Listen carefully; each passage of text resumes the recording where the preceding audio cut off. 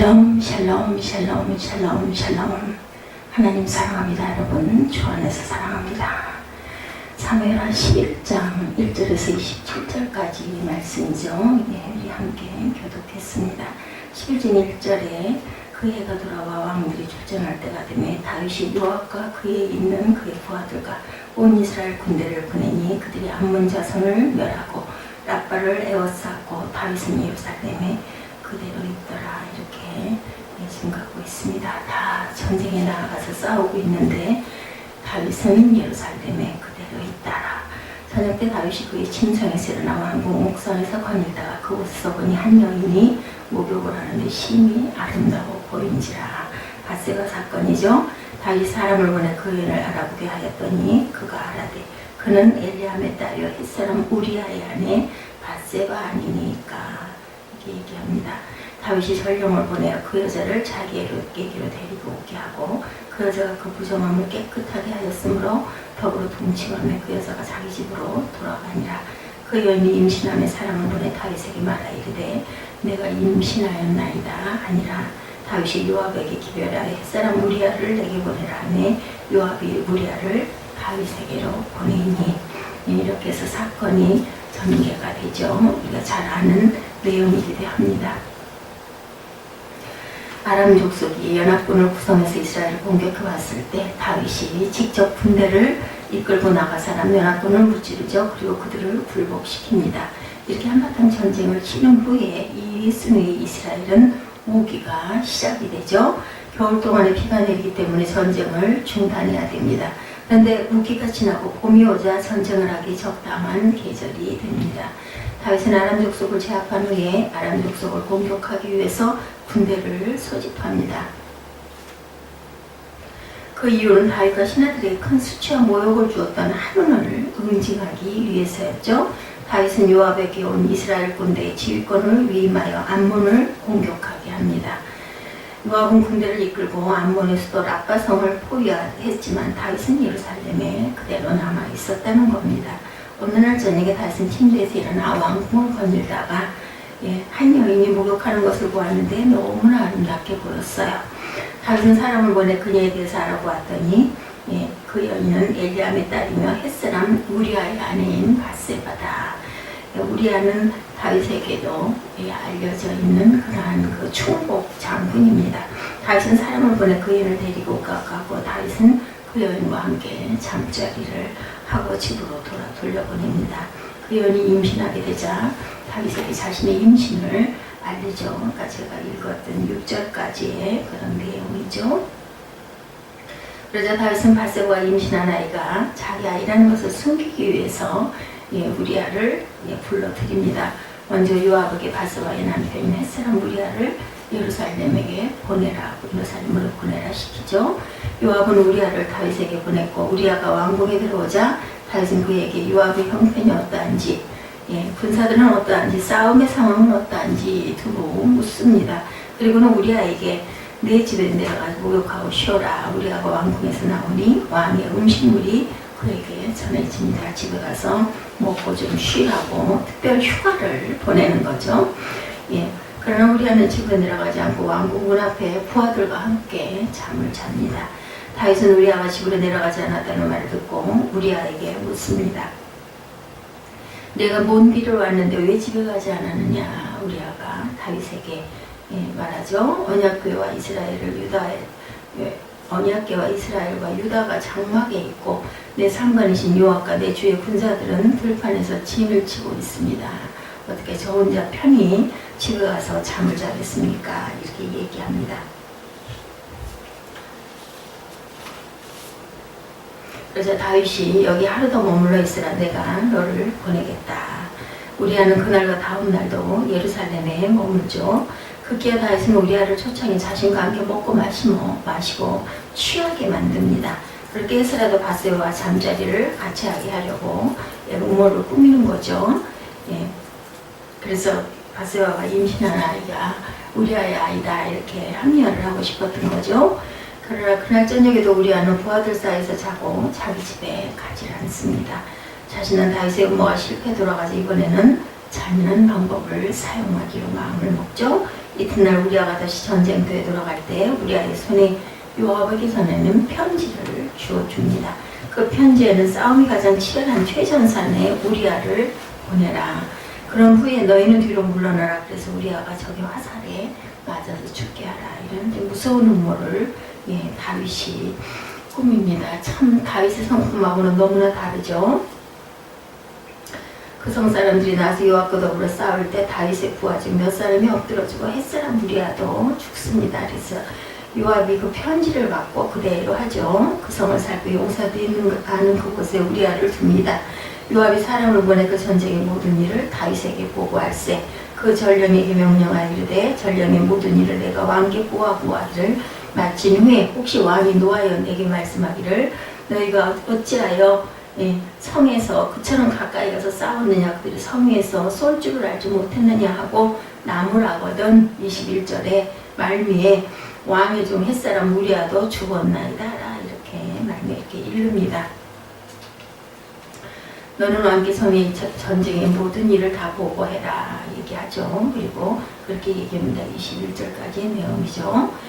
너는 왕께 전쟁에서 일어난 일을 모두 보고해라. 여룻베셋의 아들 아비멜렉을 죽인 사람이 누구냐? 한 여자가 성벽에서 맷돌 윗짝을 던져 그가 베베스에서 죽은 것이 아니냐? 왜 그렇게 성 가까이로 가서 싸움을 했느냐? 그렇게 물으면 왕의 부하인 햇사람 우리아도 죽었나이다 라고 대답을 하라는 거죠. 전령이 가서 다윗에게 이르러 요압이 그를 보낸 모든 일을 다윗에게 아뢰어 이르되 사람들이 우리보다 우세하여 우리를 향하여 들로 나오므로 우리가 그들을 쳐서 성문 오기까지 미쳤더니 팔 쏘는 자들이 성 위에서 왕의 부하들을 향하여 쏘매 왕의 부하 중 몇 사람이 죽고 왕의 종 햇사람 우리아도 죽었나이다. 이렇게 그대로 시킨 대로 보고를 하죠. 다윗이 전령에게 이르되 너는 요압에게 이같이 말하기를 이 일로 걱정하지 말라. 칼은 이 사람이나 저 사람이나 삼키느니라. 그 성을 향하여 더욱 힘써 싸워 함락시키라 하여 너는 그를 담대하게 하라 하니라. 우리아의 아내는 그 남편 우리아가 죽었음을 듣고 그의 남편을 위해서 소리내어 울고 27절에는 그 장례를 마침에 다윗이 사람을 보내 그를 왕궁으로 데려오니 그가 그를 아내가 되어 그의 아내가 되어 그에게 아들을 낳으니라. 다윗이 하는 그 일이 야훼 보시기에 악하였더라. 완전 범죄를 했어요. 그런데 바라본 분이 계시죠. 하늘에 계신 하나님. 우리가 잘못을 할 때도 하나님은 바라보고 계신다는 거죠.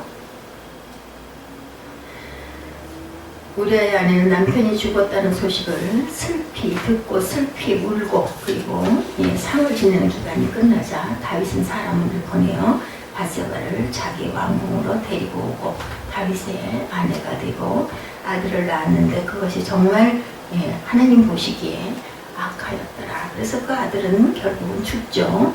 다윗이 실패를 통해서 우리는 인생의 중요한 교훈을 얻어야 합니다.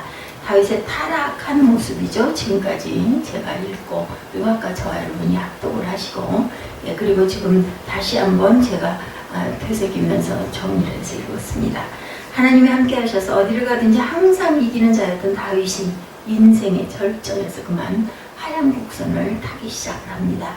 다윗이 그런 사람이었을까 이런 사람이었을까 하는 정도까지 다윗은 탐욕의 눈이 어두워서 간음죄와 살인죄를 저지르는 것도 서슴지 않는 자가 되죠. 왜 그렇게 됐을까? 첫째는 게으름입니다. 다윗은 정복전쟁이 끝이 났다고 생각하기에 이제 자기가 직접 전쟁에 나가지 않죠. 왕궁에서 혼자 거닐면서 편안하게 지냅니다.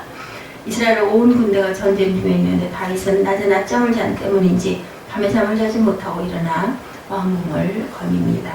게으름과 나태함이 우리를 망가뜨리죠. 인간은 에덴 동산에서 타락한 이후로 내 자신을 경건하고 거룩하게 관리할 수 있는 능력을 상실했습니다. 그래서 하나님은 타락한 인간에게 노동의 고통을 내리시죠. 그래서 남자는 가족을 먹여 살리기 위해서 이마에 땀방울이 맺히도록 일을 해야 했고 낮에는 힘껏 일하고 밤에는 가족이 함께 둘러앉아서 그 소산을 먹습니다. 그 저녁을 먹고 나면 피곤해서 깊은 단잠을 자게 되죠. 모두 잠자야 됩니다. 그래서 농사를 지고 가축을 돌보려면 그 다음날 또한 일찍 일어나야 되죠. 낮 동안 수고가 이어지고 이렇게 일하고 쉬고 먹고 자는 단순한 삶이 반복이 됩니다. 근데 오히려 이런 단순한 삶이 인간에게는 축복이고 행복이라는 것. 만일 이렇게 일하지 않아도 먹고 살 수 있게 될 때 인간은 죄에 빠지고 타락하게 됩니다. 제일 먼저 나타나는 것이 성적인 타락, 남녀 관계가 복잡해지죠. 다윗의 경우에도 그렇습니다. 다윗은 왕이 된 후에 정복 전쟁을 치르느라 매우 긴장되고 분주한 삶을 삽니다. 그 결과 동서남북으로 이방 민족들을 제압하고 그들을 굴복시키죠. 다윗에게는 긴장이 이제 사라졌습니다. 편안하게 지내고자 하는 마음이 생겨서 자기가 직접 전쟁터에 나가지 않습니다. 그는 육체적으로 편안함을 추구했을 때 마귀가 틈을 타고 유혹을 하죠. 게으름과 나태가 우리를 방종과 타락으로 이끌고 성경은 우리에게 교훈하기를 로마서 12장 11절에 부지런하여 게으르지 말고 열심을 품고 주를 섬기라. 또한 우리가 탐욕에 빠지지 않게 주의하려면 보는 것을 주의해야 된다는 겁니다. 부지런한 것이 우리가 죄를 짓지 않는 첫 번째 덕목. 두 번째는 탐욕에 빠지지 않게 주의하려면 보는 것을 주의해야 된다. 가라봄으로 인해서 우리 마음 안에 악한 것들이 들어오죠. 다윗은 나태하고 게으른 마음으로 한가롭게 거니까 목욕하는 여자를 그만 훔쳐보고 악이 마음 안에 들어오죠. 다윗이 영적으로 깨어 있었다면 그 장면을 보았을 때 얼른 자리를 피했거나 고개를 돌렸을 것입니다. 다윗이 영적으로 나태해져 있었기 때문에 여인의 육체를 보고 그만 유혹에 빠져버렸다. 하와가 에덴 동산에서 죄를 지었을 때도 선악과 열매를 보고 보암직도 하고 먹음직도 해서 그만 그것을 따먹게 되죠. 선악과 근처에 가지 않았다면, 그래서 선악과를 보지 않았다면 죄에 빠지지 않았을 수도 있었을 겁니다. 그러므로 우리는 보는 것을 주의해야 된다. 성경은 이것을 안목의 정욕이라고 얘기하죠. 유혹이 될 만한 것은 처음부터 보지 않는 게 좋다라는 겁니다. 요한일서 2장 16절에 이는 세상에 있는 모든 것이 육신의 정욕과 안목의 정욕과 이생의 사랑입니다. 아버지께로부터 온 것이 아니요 세상으로부터 온 것이다. 이렇게 얘기를 하고 있습니다. 첫 번째 나태하지 말아야 되고, 두 번째 게으르고 부지런해야 된다. 열심을 품고 하나님을 바라볼 줄 알아야 된다. 사무엘하 11장 내용 전체를 가지고 다윗의 타락이 주는 교훈이라는 제목으로 말씀을 나누고 있습니다. 그러므로 우리가 다윗처럼 탐욕에 빠지지 않으려면 어떻게 해야 될까? 두 가지를 경계합니다. 첫째는 게으르고 나태한 삶을 피해야 되고, 두 번째는 유혹이 될 만한 것은 보는 것부터 피해야 된다는 거죠. 그래서 우리의 눈과 마음을 지켜야 된다. 그것이 탐욕에 빠지지 않는 길이다. 우리아의 충성에 대해서 또 하나 한번 알아보죠. 햇사람 우리아는 한마디로 충성된 사람이었습니다. 성경학자들은 그가 해족속 출신으로 이방이었으나 유대인으로 귀환한 사람이라고 추측을 하고 있는데, 전쟁터에서 용맹을 떨치며 활약해서 다윗이 신뢰하는 측근이 됩니다. 그는 다윗이 전쟁터에서 개인적으로 불러서 휴식 시간을 주면서 집에 가서 쉬라고 해도 말을 듣지 않습니다. 어떻게 전쟁 중에 부하들이 전부 다 진을 치고 있고 적과 대치하고 있는 데가 집에 가서 편하게 먹고 마시고 잠을 자겠습니까? 라고 얘기합니다. 비록 왕의 명령이었지만 자신의 선택여에 달려있다고 생각을 했기 때문에 다윗이 우리아를 불러서 집에 가서 쉬지 않았느냐고 물었을 때, 언약궤와 이스라엘과 유다가 전쟁터 한가운데 있고 바깥에서 지내고 있는데 어떻게 나만 집에 가서 먹고 마시고 아내와 잠자리를 할 수 있겠습니까? 라고 대답을 하죠. 이 일을 행하지 않기로 왕이 살아계심으로 맹세한다고까지 이야기를 합니다. 그의 행동은 나라와 왕과 자기 부하에 대한 충성된 마음에서 비롯되죠. 그가 눈에 보이는 왕에게 충성된 삶을 살았던 것은 곧 하나님께도 충성된 삶을 산 것과 같다. 왜냐하면 성경은 우리에게 육체의 상전에게 충성되게 행하라고 교훈하고 있기 때문입니다. 그래서 우리의 충성됨은 우리에게 도전이 된다는 것.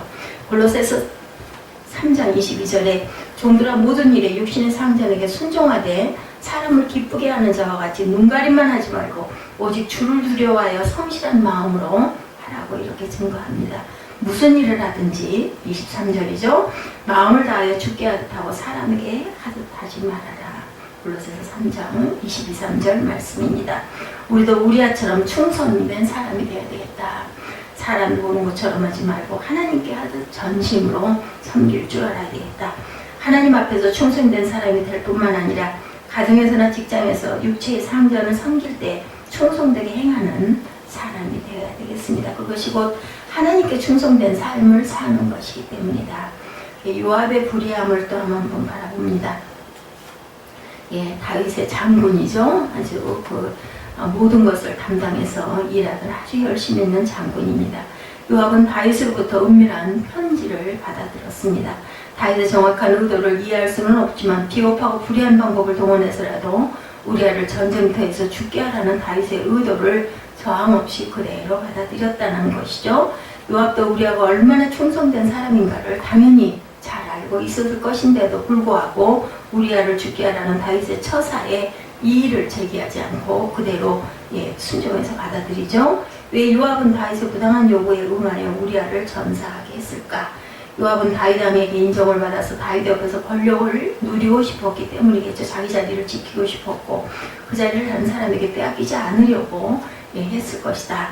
요압은 매우 권력지향적인 사람이었습니다. 자신의 권력을 지키기 위해서라면 수단과 방법을 가리지 않는 교활하고 무자비한 사람이었다.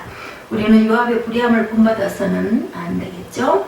그는 결코 자신의 불의함에 대해서 후회하거나 회개하지 않는 뻔뻔한 사람이었고 그래서 결국 요압은 그 비굴함 때문에 훗날 비참한 종말을 맞게 됩니다. 우리는 우직하지만 충성된 우리아와 같은 사람이 되어야 되겠다. 골로새서 3장 25절에 불의를 행하는 자는 불의의 보응을 받으리라고 분명히 나타나 있습니다. 오늘 본문에 나오는 세 사람이 우리에게 각각의 교훈을 주죠. 다윗의 타락의 원인은 나태함과 게으름 또한 보는 것을 통해서 죄를 짓죠. 그러므로 우리는 게으르거나 나태하지 말고 안목의 정욕, 이생의 자랑을 비울 줄 알아야 되겠고 육체의 정욕도 비워야 되겠죠. 또한 보는 것을 이렇게 해서 주의해야 되겠다. 우리아는 비록 억울한 죽음을 당했지만 아마 하나님께 큰 상을 받는 사람일 것이다.